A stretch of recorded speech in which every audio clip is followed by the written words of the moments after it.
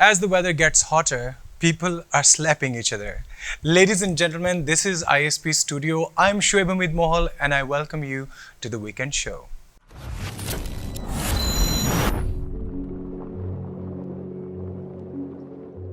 जी तो सबसे पहले तो गर्मी बहुत है। इतनी ज़्यादा गर्मी के अंदर मैं किसी और चीज़ के बारे में बात ही नहीं कर सकता था। हम सब आजकल सिर्फ एक ही टॉपिक है जिसके ऊपर बात करते हैं कि गर्मी बहुत ज़्यादा है।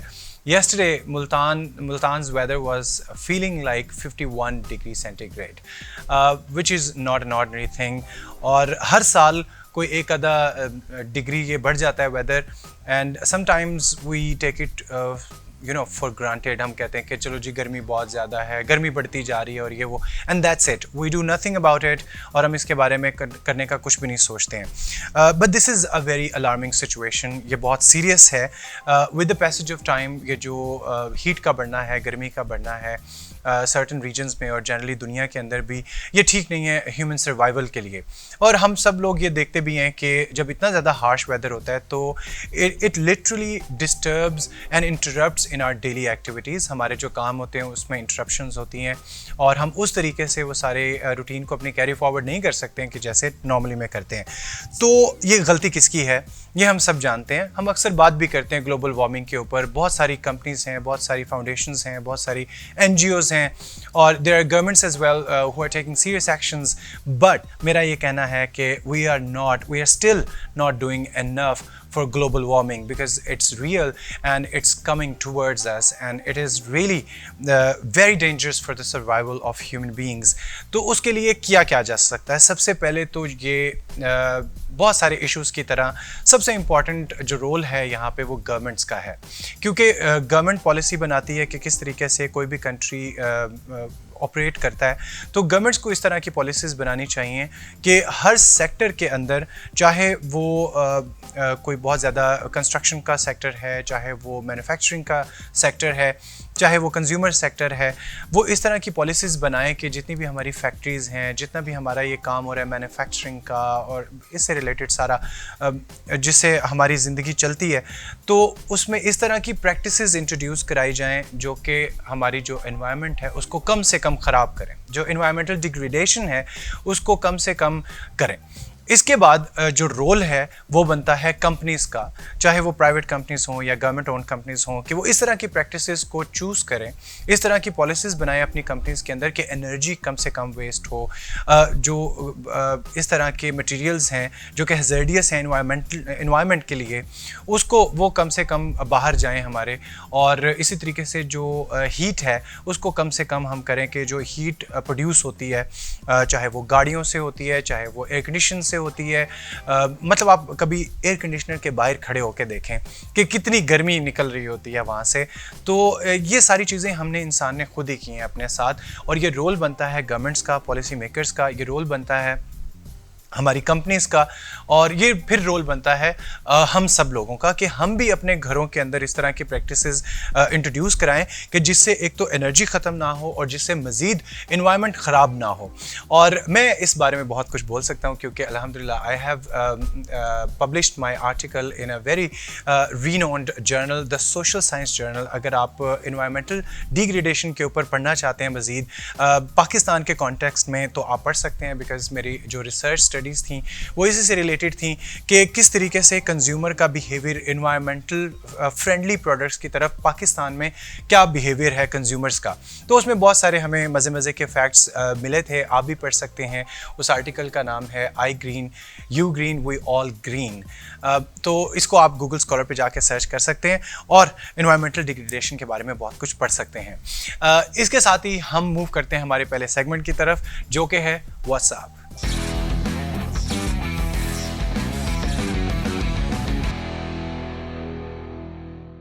जी, तो हमारे इस सेगमेंट में हम फिरदौस आपा की बात ना करें ये तो हो ही नहीं सकता। Firdaus Aapa is one more time in the limelight, but something happened and it was definitely not funny, लेकिन we were very quick to respond. जब हमने सब ने वो वीडियो देखी कि जब PPP के MNA साहब को थप्पड़ मारा और बहुत कुछ उन्होंने कहा फिरदौस आपा ने, तो the internet was very quick to respond कि ये तो ठीक नहीं है। लेकिन कुछ लोगों ने ये भी सोचा कि there must be some story behind it, और आज उनकी स्टेटमेंट भी आ गई है अभी, और उसके बाद पता भी चला कि definitely that was a reaction.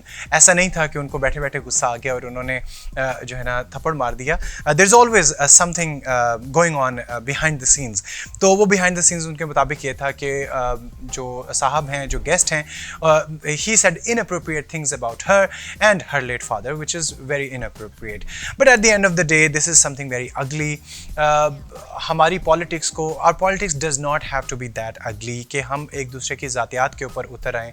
और ये यकीनन इसमें कोई शक नहीं है कि ये जो सारी सोच है इस तरह की कि ज़ातियात के ऊपर उतर के आना, किसी की पर्सनल लाइफ के अंदर इस तरह से फिर अब्यूज़ करना, definitely it has something to do with your upbringing and with your education, और आपका जो शऊर और परवरिश है उसके साथ।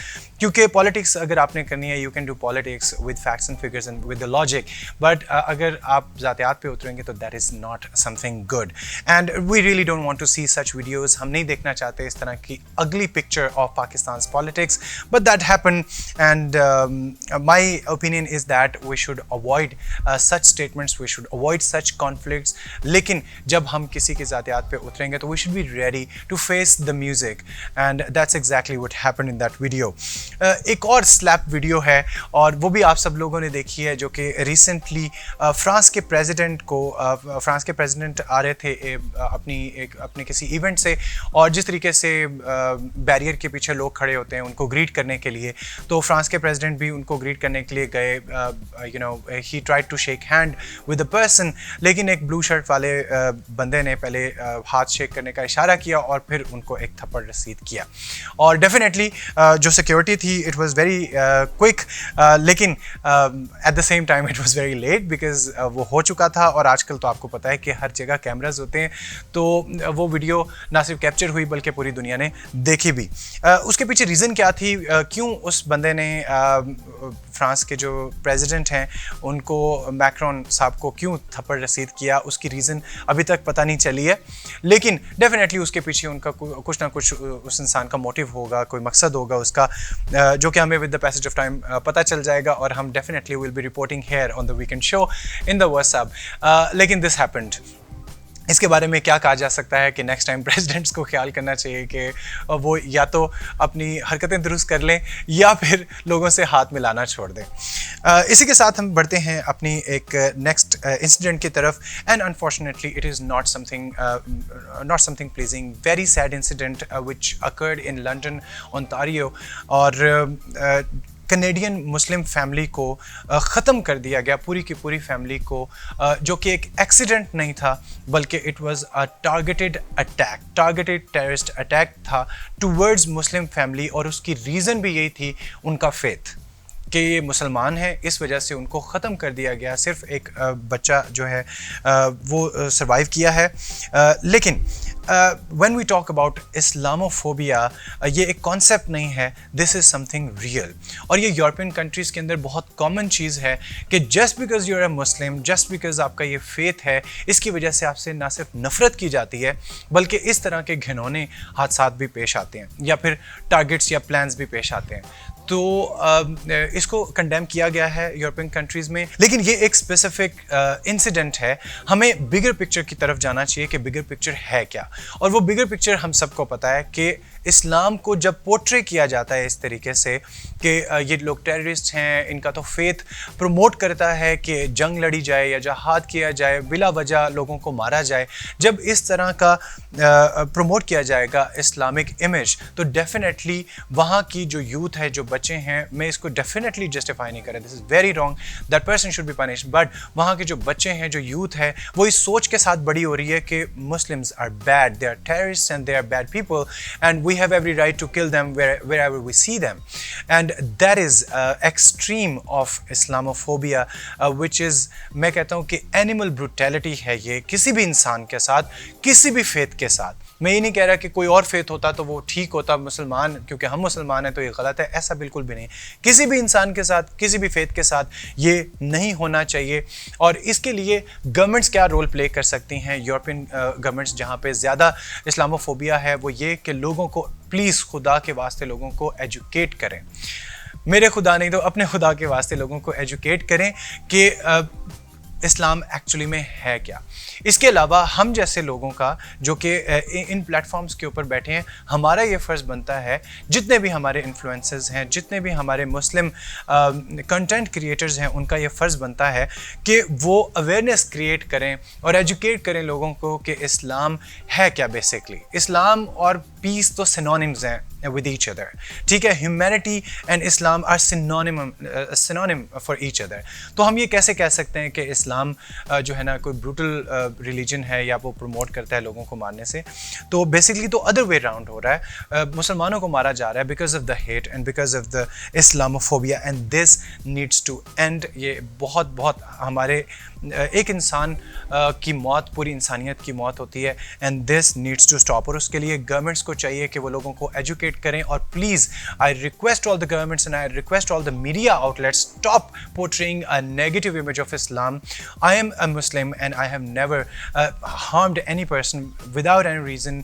कोई भी उसके पीछे मेरे रिलीजन ने मुझे कभी इस तरह से प्रोवोक नहीं किया कि मैं किसी के साथ ज़्यादती करूँ मुंह से, ज़बान से, या फिर अपनी किसी एक्ट से। तो मैं ये रिक्वेस्ट करूँगा आपसे कि इस्लाम का सही इमेज पोर्ट्रे किया करें। और वी ऑल नो दैट कि वेस्टर्न मीडिया क्या कर रहा है इस्लाम के इमेज को गलत। There are hundreds and thousands of examples कि जहाँ पे गलत तरीके से पोर्ट्रे किया जाता है, इमेज बिल्डिंग की जाती है मुसलमानों की as a dangerous human beings, जिसकी वजह से ऐसे वाक़यात सामने आते हैं। किसी भी तरीके से ये ठीक नहीं था। गवर्नमेंट शुड टेक एक्शन और उसको अपनी जो है ना सज़ा मिलनी चाहिए जो भी इस चीज़ की है। And this whole thing is very sad and I hope कि हम ऐसी दुनिया में रहें इन द नियर फ्यूचर के जहाँ पे ना तो रेसिज्म हो, ना तो वहाँ पे किसी भी तरह का एंटीसेमिटिज़म हो, ना तो इस्लामोफोबिया हो, और इंसान एक दूसरे के फेथ को लेके एक दूसरे से नफ़रत ना करें। हमारा सेगमेंट हो व्हाट्सएप और उसमें हम हानिया आमिर के रीसेंट जो कंट्रोवर्सी है उसके बारे में बात ना करें, ये तो पॉसिबल नहीं है। वेल, मेरा क्या ओपिनियन है, आप सबको पता होगा कि recently Hania Aamir posted a video on Instagram जिसके अंदर वो अपने किसी दोस्त को कंसोल कर रही हैं, वो बीमार हैं और वो उनको चेयर अप करने की कोशिश कर रही हैं, और उनका जो चेयर अप करने का तरीका था उसके ऊपर बहुत ज़्यादा उनको क्रिटिसाइज़ किया गया कि this was not something appropriate and she should not have posted it. जब वो वीडियो मेरे सामने आई कहीं तो इट वाज लाइक मैंने उसके ऊपर कोई ख़ास रिएक्शन नहीं किया, ना मैंने उसको कोई बहुत बुरा जाना, ना मैंने उसको बहुत अच्छा जाना, मतलब I had no opinion about that. But जब मैंने देखा कि किस तरीके से कंट्रोवर्सी बिल्डअप हो रही है और you know people are jumping on the bandwagon कि जी हानिया आमिर को ये नहीं करना चाहिए था, और अब इसको पता चला है, और ये वो बीच में जो आसिम अज़हर हैं वो भी जंप इन किए इस कंट्रोवर्सी के। तो this whole thing you know became very big, और इतना बड़ा इसको बनना नहीं चाहिए था, लेकिन ये बहुत, मैं नहीं कह रहा कि वो सही था या गलत था, again I am stating that जो कमेंट्स हैं वो मेरे बारे में शुरू ना हो जाए, लेकिन ये इस चीज़ को इतना बड़ा बनना नहीं चाहिए था। बेसिकली हम सैडली वी पाकिस्तानीज़ हम when it comes to media and religion we are a confused nation, ठीक है, हम थोड़े से confused हैं। हम एक साइड पे तो इस तरह की मूवीज़ और कंटेंट कंज्यूम करते हैं, ना सिर्फ पाकिस्तान का बल्कि पूरी दुनिया का। we all know कि किस तरह का कंटेंट हम कंज्यूम करते हैं, और हर तरह का, मतलब मुझे कोई प्रॉब्लम नहीं है, you can consume whatever you want, लेकिन एक तरफ हम ऐसा कंटेंट कंज्यूम करते हैं और दूसरी तरफ जो लोग इस इंडस्ट्री का हिस्सा हैं वो अगर अपनी पर्सनल लाइफ में से कुछ इस तरह का मोमेंट हल्का सा शेयर कर दें तो हम कहते हैं कि ये तो बड़ी बुरी बात है। लेकिन वही चीज़ आप जो है ना गानों में भी देख रहे होते हैं, मूवीज़ में भी देख रहे होते हैं, उससे कहीं से बढ़ के सब कुछ हो रहा होता है, वो हम बड़े आराम से देख रहे थे, वो नहीं कह रहे थे कि ये कुछ गलत है। लेकिन अगर वो पोस्ट वीडियो पे कर दी उन्होंने कि जी वो अपने दोस्त के साथ जो भी है she was cheering him up और हर अप, तो वहाँ पे बहुत ज़्यादा प्रॉब्लम हो गया। हम लोग कंफ्यूज हो जाते हैं कि अच्छा यहाँ पे रिएक्ट करना है और यहाँ पे नहीं करना। तो मेरे ख्याल में these are little double standards. अगर आपको कंडेम करना है तो फिर कंडेम करें। हॉलीवुड मूवीज़ जो हम देखते हैं जो सिनेमाज में लगती हैं, अगर कंडेम करना है तो बॉलीवुड मूवीज़, गाने, पाकिस्तान में भी जो सब कुछ है उसके ऊपर भी कंडेम करें। और अगर अब वो देख लेते हैं गाने, अगर इंजॉय करते हैं, तो फिर मेरे ख्याल में इस चीज़ को भी इतना ज़्यादा बड़ा नहीं बनाना चाहिए था। This is her life and she should live as it जैसे भी वो रहती हैं। अब ये मेरा जनरल ओपिनियन है कि पब्लिक को कैसे रिएक्ट करना चाहिए था। My opinion and my suggestion to Hania Aamir would be कि बी केयरफुल नेक्स्ट टाइम।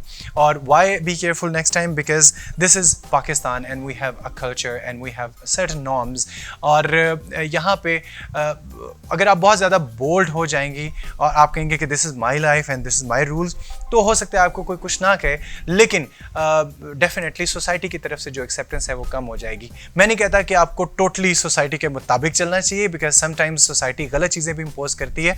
तो I am personally not a person जो कि बिल्कुल फॉलो करे कि जो सोसाइटी ने कहना है वैसा करना है। Sometimes I break the rule, sometime I go beyond the boundaries of society, but at the same time you have to conform to the society as well. कि आपको ये देखना चाहिए कि मैं पाकिस्तान में हूँ, आपको ये देखना चाहिए कि पाकिस्तान की अवाम बहुत सारे फैंस हैं मेरे पाकिस्तान में, तो उनके कुछ सेंटिमेंट्स हैं, उनका हमें ख्याल करना चाहिए। तो हानिया आमिर से मेरी ये सजेशन होगी, if you wants to take it, कि next time be a little careful and do not make it a big thing कि ये मिसोजिनी है या फिर इस तरह का कुछ भी है कि औरतों के खिलाफ हेट है। ऐसा बिल्कुल नहीं है। पाकिस्तान का जो कल्चर है उसके मुताबिक कुछ चीज़ें अ लिटिल इनअप्रोप्रिएट की तरफ चली जाती हैं, एक्सेप्टेंस की तरफ नहीं होती हैं। तो हमें अपना खुद ख्याल करना चाहिए। Sometimes we really want to have fun with our life, but then we should remember that we live in Pakistan and it has a certain culture and norms जिसकी हमें रिस्पेक्ट करनी चाहिए, जो कि अच्छी बात है, कोई गलत बात नहीं है इसके अंदर। ठीक है, तो इसी के साथ हमारा आज का व्हाट्सएप का सेगमेंट होता है ख़त्म।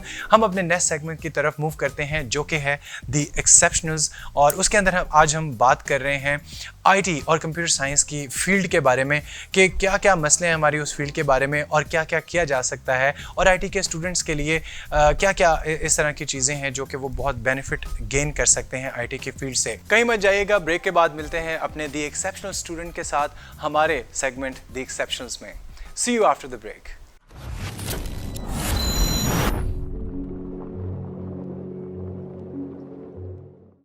Institute of Southern Punjab Multan, the largest and pioneer degree awarding institute in South Punjab region. Technology के इस दौर में एक प्रोफेशनल का स्किलफुल होना इतना ही ज़रूरी है जितना कि एक इंसान के लिए खुराक का होना ज़रूरी है।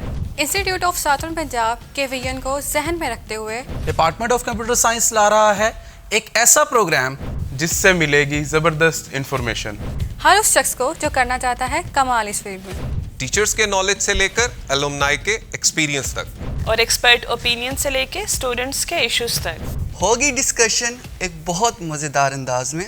तो जल्द मुलाकात होती है बैठक में।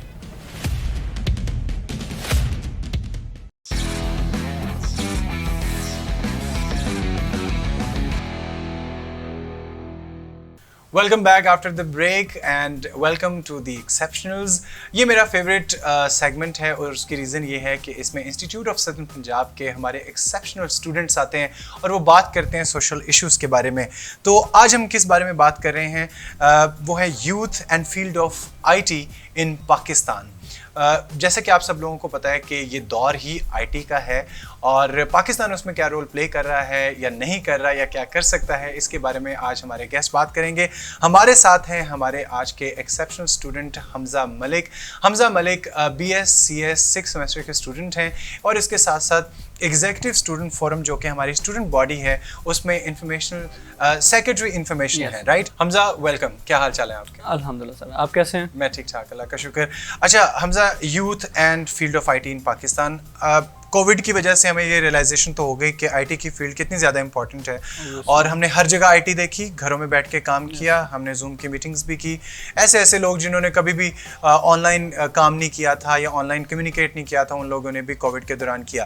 तो आपको क्या लगता है कि कितनी इंपॉर्टेंस है आईटी की फील्ड की पाकिस्तान में और यूथ का क्या इसके अंदर रोल है, कितना इम्पोर्टेंट है आईटी की फील्ड? सर आईटी के जो फील्ड है ना वो फ्यूचर है हमारा। बिल्कुल ठीक है, इसमें अब जैसे पेंडेमिक हुआ था हमारे यहाँ, तो जो एक्सपर्ट्स हैं उन्होंने यही एक्सपर्ट किया था कि जो हमारी ई कॉमर्स बिजनेस है वो 5 साल आज से 5 इयर्स अबव हो चुकी है। अच्छा, इतना एक्सपेक्ट हुआ था ये इस पेंडेमिक में। तो आप खुद रियलाइज़ कर लें कि आगे के 5 साल और मज़ीद कितनी होंगी। बहुत ज़्यादा। अब तो अमेज़ोन भी हमारा आ चुका है पाकिस्तान में, सेलर लिस्ट में ऐड हो चुका है। बिल्कुल तो मैं यही कहूँगा कि ये हमारी फ्यूचर है। यानी कि ई कॉमर्स ग्रो कर रहा है। अब जब वो फ्यूचर है हमारा, तो इसका मतलब है कि वी नीड मोर पीपल जो कि आईटी के एक्सपर्ट्स हों। ऐसा ही है। हमजा, आप BScs की फील्ड से हो, आपने ये डिसीजन कैसे लिया? क्या आपका इंटरेस्ट था इसके अंदर, और क्या चीज़ अच्छी लगती है आपको computer science? Yes sir, starting मेरी इसी फील्ड में हुई थी, कंप्यूटर में। एज मैं मैट्रिक में था तो मैंने कंप्यूटर ही सिलेक्ट की थी। तो उसके बाद ही मैं अब CS में एडमिशन लिया, तो मैं अपनी, और वो दौर तो तब था ना कि नई नई ये चीज़ आ रही थी, और मतलब बूम एक IT का आ रहा था। तो आपने अच्छा डिसीजन लिया कि मैट्रिक से ही आपने वो किया। तो जब आप इस फील्ड के अंदर आए तो आपने डेफिनेटली बहुत कुछ सीखा होगा। तो उसमें आपका एरिया ऑफ एक्सपर्टीज़ आप मुझसे शेयर कर रहे थे कि SEO के बारे में आप बड़ा इंटरेस्टेड हैं आप उसकी तरफ। तो एक जनरल पब्लिक को अगर हम बताएं कि वाई SEO इज़ इम्पॉर्टेंट, और है क्या, पहले तो ये बताएं कि है क्या और ये इम्पॉर्टेंट क्यों है, क्यों इसके बारे में इतना सोचना चाहिए हमें? SEO सर्च इंजन ऑप्टिमाइजेशन, ठीक, ये यूज़ होता है वेबसाइट्स रैंक करने के लिए। जो गूगल का जो एल्गोरिथम होता है उसको समझाने के लिए कि जो हमारी वेबसाइट है वो और वेबसाइट्स के निस्बत बहुत अच्छी रैंक कर सकती है और बहुत अच्छी ट्रैफिक गेन कर सकती है, तो वो उसे रैंक कर देता है फर्स्ट पेज पे। क्योंकि हमजा IT के फील्ड से हैं तो वो ज़्यादा टेक्निकल वर्ड्स यूज़ करेंगे। मैं उसको आसान अल्फाज में उसको करता हूँ कि बेसिकली आप ये कहना चाह रहे हैं कि गूगल के ऊपर जब मैं सर्च करूँ, मिसाल के तौर पे ISP की वेबसाइट, ठीक है, तो रैंकिंग का मतलब ये है कि ISP की वेबसाइट को ऊपर आना चाहिए फर्स्ट पेज पे, या किसी भी बिजनेस की, ABC बिजनेस की है तो उसकी हम कोई कीवर्ड सर्च करते हैं तो उस कीवर्ड के ऊपर काफ़ी सारी वेबसाइट्स बनी होती है, डजन्स ऑफ वेबसाइट्स होती है। यूनिवर्सिटी को सर्च किया तो बहुत सारी यूनिवर्सिटीज आ जाती हैं। अब जिस वेबसाइट की हमने SEO बहुत अच्छी की होगी, ऑप्टिमाइज बहुत अच्छा किया होगा, तो ऑब्वियसली वो सबसे पहले शो होगी। तो क्योंकि दुनिया में तो बहुत सारी उससे रिलेटेड वेबसाइट्स होती हैं, रोजाना वेबसाइट। अगर मैं कोई फूड बिजनेस स्टार्ट करता हूं तो क्या गारंटी है कि, मैं एग्जांपल देता हूं कि मैंने शुएब के नाम से कोई फूड बिजनेस स्टार्ट किया है, ठीक है, तो उसमें क्या गारंटी है कि आप कैसे ये पॉसिबल है कि कोई सर्च करे और मेरा नाम ऊपर आ जाए जो फूड बिजनेस से रिलेटेड है? क्योंकि दुनिया में तो हज़ारों लाखों बिजनेसेस हैं। हाँ जी, जायंट्स बैठे हैं। तो वो ऐसा कुछ किया जा सकता है SEO में? ऑब्वियसली सर किया जा सकता है, क्योंकि इसमें हमने कंटेंट कवरेज करनी होती है अपनी वेबसाइट की, ताकि जो हमारा यूज़र है जो हमें सर्च करना चाहता है वो उस कीवर्ड पे हमें फाइंड कर ले। उस अगर हम कंटेंट कवरेज अच्छी करेंगे और गूगल को हम दिखाएंगे कि हमारी जो साइट है इसके अंदर सब कुछ अवेलेबल है, तो ऑब्वियसली वो सबको दिखाएगा। ठीक है, यानी गूगल उसको ऊपर लेके आएगा। अच्छा, हमसे मैंने एक बात सुनी थी गूगल कॉर्पोरेशन के बारे में कि एक तो ये कंट्रोवर्सी है कि गूगल एक कितना बड़ा जायंट सर्च इंजन है, तो कहीं ना कहीं गूगल भी इस तरह की दो नंबरी करता है कि वो कुछ कंपनीज जो उसको ज़्यादा पे कर रही हैं तो वो उनके रिजल्ट्स पहले दिखाता है कि इज इट वो ये होता है एडवर्ब पे। ओके, कि हम जब एक कंपनी होती है वो अपनी एड निकालती है तो वो उसे पे करती है गूगल को, ठीक है, पैसे दे दिए कि आपने हमारी रैंक्ड वेबसाइट होती है ना उससे पहले वो शो करवा देता है। जैसे एक तो पेज वन होता है उसके अंदर 10 वेबसाइट शो हो रही होती हैं, तो 10 की जगह वो होती हैं 6 वेबसाइट शो होती हैं और बीच में 4 एड्स शो हो जाती हैं, वो भी स्टार्टिंग में। आपने कहा कि ये पॉसिबल है कि गूगल डिसाइड करे कि पहले कौन सी वेबसाइट आती है। अब मजे की बात ये है कि इससे प्रोपेगेंडा बहुत बड़ा हो सकता है। वो कैसे कि बड़े बड़े न्यूज़ चैनल्स मिस इन्फॉर्मेशन फैला सकते हैं, क्योंकि मेरा ख्याल है कि बहुत कम ऐसे लोग होंगे जो कि गूगल के दूसरे पेज पे भी जाते होंगे। सर्च अगर कुछ कर रहा हूँ मैं तो जी पहला दूसरा जो रिजल्ट है उसके ऊपर हम क्लिक कर देते हैं, ज़्यादा से ज़्यादा उसी पेज के आखिरी रिजल्ट तक जाते हैं, दूसरे पेज की तरफ जाने की जहमत नहीं करते। तो इसका ये मतलब है कि अगर कोई कंट्री है, कोई न्यूज़ चैनल है, कोई मिस इन्फॉर्मेशन फैलाना चाह रहा है तो उसने जी गूगल को पे किया कि ये लें जी हमारा, अगर ये कोई इस इंसिडेंट के बारे में सर्च करे तो आपने हमारा आर्टिकल ऊपर दिखाना है। ये पॉसिबल है ना?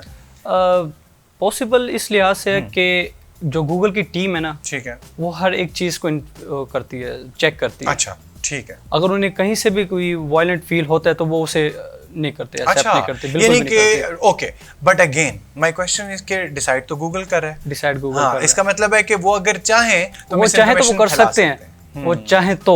इसीलिए मैं आप सब लोगों को हमेशा एडवाइस करता हूँ कि be very smart when you are googling, and Google is not 100% accurate information. तो अब you need to do your work, थोड़ी सी रिसर्च प्रॉपर किया करें किसी भी टॉपिक के बारे में, किसी भी कॉन्सेप्ट के बारे में। क्योंकि गूगल के पास कहीं ना कहीं अथॉरिटी है कि वो चीज़ों को ऊपर नीचे कर सकता है, एंड देन इफ़ यू पे गूगल तो वो ऊपर नीचे चीज़ें हो जाती हैं, इसलिए हमें ब्लाइंडली उसके ऊपर यकीन नहीं करना चाहिए। अच्छा हमजा ये बताइएगा, आपने कहा कि ये फील्ड बहुत फ्यूचर है हमारा, तो इसका ये मतलब है कि पाकिस्तान में मजीद स्टूडेंट्स को एडमिशन लेना चाहिए इस फील्ड से रिलेटेड और इसके ऊपर काम करना चाहिए? मैं चाहता हूँ, यही मेरी ख्वाहिश यही है कि जो जिन लोगों को अवेयरनेस नहीं है इन चीज़ों की, वो आए इस फील्ड में, क्योंकि ये जैसे अभी हमारे एफएससी के बच्चे, हमारे OA लेवल्स के बच्चे, वो अगर डिसाइड करना चाहें कि हम किस फील्ड में जाएं, तो आप उनको यही मशवरा दोगे? ओबियसली सर, ये कुछ ऐसे भी हमने बंदे देखे हैं जो डॉक्टर होने के बावजूद भी ब्लॉगिंग SEO वगैरह कर रहे हैं। बिल्कुल ऐसे, क्योंकि ये नीड ऑफ द आवर भी है और फ्यूचर भी है। अच्छा एक चीज़ हमजा जो मैं देखता हूँ जो कि वेस्टर्न कंट्रीज़ में और पाकिस्तान में, मैं ये भी नहीं कहूँगा कि एशिया में, क्योंकि एशिया में दो बहुत बड़े जाइंट्स, IT जाइंट्स बैठे हुए हैं हमारे पास, चाइना और इंडिया, जिन्होंने बहुत ज़्यादा कंट्रीब्यूट किया IT की फील्ड में। और मैं ये नहीं कह रहा कि पाकिस्तान में IT की फील्ड से रिलेटेड एक्सपर्ट्स नहीं हैं, बहुत अच्छे अच्छे लोग हैं, फ्रीलांसिंग भी कर रहे हैं, हम बहुत अच्छे इंटरनेशनल सर्विसेज भी प्रोवाइड कर रहे हैं।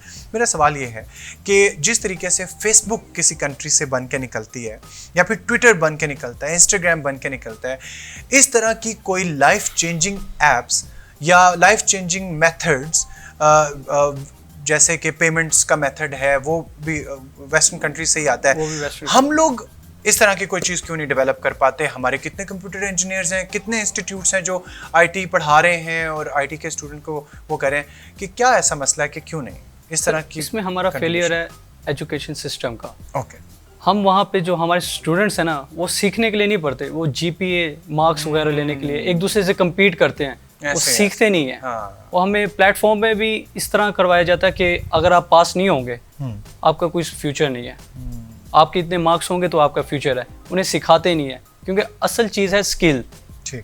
जो जिसके पास स्किल है, डिग्री नहीं है, वो बंदा कामयाब हो सकता है। प्लस डिग्री हो तो कोई ऐसे लोग हैं कि जिनके पास डिग्री नहीं है लेकिन वो इसमें कामयाब हैं, स्किल में उन्होंने सीखा। सर जैसे बिल गेट्स थे, उन्होंने ड्रॉप हुआ। मार्क ज़करबर्ग देख लें, फेसबुक के फाउंडर, आफ्टर सक्सेसफुल होने के बावजूद, उनके सक्सेसफुल होने के बाद ही उन्होंने अपनी डिग्री कंप्लीट की थी। बिल्कुल ऐसे ही है। अच्छा, आपका कहने का मकसद है कि फोकस होना चाहिए स्किल्स के ऊपर, और स्पेशली IT की फील्ड इस तरह की है कि इट इज़ मोर प्रैक्टिकल। कुछ फील्ड्स ऐसी होती हैं कि जो कि कंसेप्चुअल ज़्यादा होती हैं, जैसे फिलॉसफी है, अब उसमें प्रैक्टिकल हम नहीं कह सकते कि वो एक प्रैक्टिकल फील्ड है, वो कॉग्निटिव या साइकोलॉजिकल, हाँ जी, ऑब्जर्वेशन वाली है। अच्छा, तो इसमें आपका कहना है कि एजुकेशन सिस्टम इस तरह का होना चाहिए कि प्रैक्टिकल अप्रोच टुवर्ड्स होनी चाहिए। ठीक है, लैब्स में जाके हम प्रैक्टिस कर रहे हैं और डेली बेसिस पे। अच्छा, एक जो प्रॉब्लम मुझे नजर आता है वो ये IT की फील्ड में और general education system of Pakistan में, विद ड्यू रिस्पेक्ट, कि हमारे स्टूडेंट को पावर टू थिंक नहीं दी जाती, बल्कि हमारे स्टूडेंट को कहा जाता है कि ये चीज़ है, इसको फॉलो करो। विद इन अ बॉक्स हम सोचते हैं, आउट ऑफ द बॉक्स हम नहीं सोचते। ये चीज़ हमें ना पीछे कर देती है इन्वेंशन से। तो आप क्या मैसेज देना चाहोगे अपने फेलोज से कि वो सोचना शुरू करें? Yes sir, obviously out of the box सोचें, एक चीज़ को दूसरे नज़रिए से देखें कि ये चीज़ अगर बनी है तो क्यों बनी है, इसके अल्टरनेटिव चीज़ें, इससे बेहतर और क्या बन सकता है, तभी हम कुछ इन्वेंट कर सकते हैं। अच्छा, हमारे बहुत सारे लोगों को लगता है कि सारा कुछ तो बन गया, अब हम क्या बनाएं? आपको लगता है कि ऐसा है या कुछ और भी बनाया जा सकता है? कभी-कभी ऐसा फील होता है कि मतलब ऑलमोस्ट सब कुछ बन चुका है, तो क्यों ना हम उसी चीज को इम्प्रूव करके एक नई चीज इन्वेंट कर लें। हाँ, इम्प्रूव भी तो किया जा सकता है, वो भी तो इनोवेशन है। यस सर, ये भी इनोवेशन। ठीक है, तो कोई लास्ट मैसेज उन सब लोगों के लिए जो कि IT की फील्ड का हिस्सा बनना चाहते हैं, कोई एडवाइस, क्योंकि आपका 6th सेमेस्टर है, आपने बहुत सारा टाइम स्पेंड किया है, उनके लिए कोई एडवाइस? जो लोग ISP में एडमिशन लेना चाहते हैं उनके लिए क्या एडवाइस है? कि वो आपने कुछ गलतियां भी की होंगी और सीखा भी होगा, तो जो नए आने वाले स्टूडेंट्स हैं जो IT की फील्ड ज्वाइन करना चाहते हैं उनके लिए कोई मैसेज? जो ऑलरेडी IT में है उनके लिए तो यही मैसेज होगा कि वो प्रैक्टिस डेली बेसिस पे करें। ठीक है, practice makes the man perfect. जरूर करनी है। हाँ, एक दिन प्रैक्टिस छूट जाती है ना बंदे से, तो वो काफ़ी चीज़ें ना पीछे हो जाता है प्रैक्टिस की वजह से। ठीक है, गैप ना आए बस। ठीक है, और जो ज्वाइन करना चाहते हैं वो ज्वाइन करें, साथ साथ ही स्टडी करें। कोई गैप ना दे बीच में, ठीक है। क्योंकि जो हमारी CS की फील्ड है ना, इसके अंदर काफ़ी सारे सब फील्ड्स आ जाती हैं। ठीक है। तो उनमें से वो किसी एक चीज़ को टारगेट कर लें, जैसे वेब डेवलपमेंट होगी। अच्छा, यानी वो शुरू से क्लियर हो जाए, पहले दूसरे क्लियर सेमेस्टर कर लें। में कि मैंने इसके ऊपर करना है। यस, ताकि उस चीज़ की वो साथ साथ प्रैक्टिस करते रहें, क्योंकि हर सेमेस्टर में काफ़ी सारी लैंग्वेजेस आ जाती हैं। ठीक है। वो भी साथ साथ वो उसको कवर करें, हैंडल करें, ग्रिप करें उसके ऊपर। जो असल चीज़ होगी वो होगी आफ्टर डिग्री के बाद, जिस पे उस स्टूडेंट ने अपनी ग्रिप करके कैरियर बनाना है। हाँ। वो ऑलरेडी उसको पता होनी चाहिए। अच्छा, कैरियर के बारे में बताते जाइएगा उन बच्चों को जो ज्वाइन करना चाहते हैं कि क्या सिर्फ ये जॉब होती है या अपना भी कुछ हम स्टार्ट कर सकते हैं या सर्विसेज? जॉब भी होती है, किसी भी कंपनी में आप जॉब कर सकते हैं। बाकी अगर आपने सेल्फ एम्प्लॉयमेंट करनी है तो वो आप फ्रीलांसिंग कर सकते हैं, काफ़ी सारे प्लेटफॉर्म हैं उसके लिए। बाकी आप अपना सॉफ्टवेयर हाउस, IT हाउस बना सकते हैं। बिल्कुल, तो मल्टीपल ऑप्शंस हैं, यानी कि हम परेशान नहीं होना चाहिए कि स्टडी के बाद हमने क्या करना है डिग्री का। और एक आखिरी बात के मैं एक कमेंट पढ़ रहा था, वो मैं नाम नहीं लूँगा, कि जी हमारी तो डिग्री के बाद हमें कोई पूछता नहीं है। तो मेरा ऐसे तमाम लोगों के साथ जिनको ऐसा लगता है कि आपकी डिग्री आपको मिली है और आपको कोई पूछता नहीं है, और उसमें अगर आपको लगता है कि उसमें इदारे का या किसी टीचर का कसूर है, तो वो मेरे ख्याल में ये दोनों के कसूर बाद में आते हैं। सबसे पहले स्टूडेंट का अपना कसूर आता है, ठीक है, क्योंकि आपको रिसोर्सेज दी गई, आपको टाइम दिया गया और आप हर चीज़ है अवेलेबल, ठीक है। अगर इंस्टीट्यूट ऑफ सदर्न पंजाब की बात की जाए तो अल्हम्दुलिल्लाह हर चीज़ अवेलेबल है यहाँ पे ऐसा इन्वायरमेंट है कि जहाँ पे आप बैठ के बहुत अच्छे तरीके से डिस्कशंस कर सकते हैं, स्टडी कर सकते हैं। ऐसे टीचर्स हैं, ऐसी फैकल्टी है अच्छी हमारी कि जिनसे आप बहुत कुछ पूछ सकते हैं, सीख सकते हैं। लेकिन ये जो हम कहते हैं कि डिग्री की कोई वर्थ नहीं है, इसका ये मतलब है कि आपके अंदर कोई इस तरह की पर्सनैलिटी में कोई मसला रह गया है, या तो आप बोल नहीं सकते ठीक तरीके से, या तो प्रेजेंट नहीं कर सकते अपने आप को ठीक तरीके से, या तो आपने चीज़ें सही तरीके से प्रैक्टिस नहीं की हैं।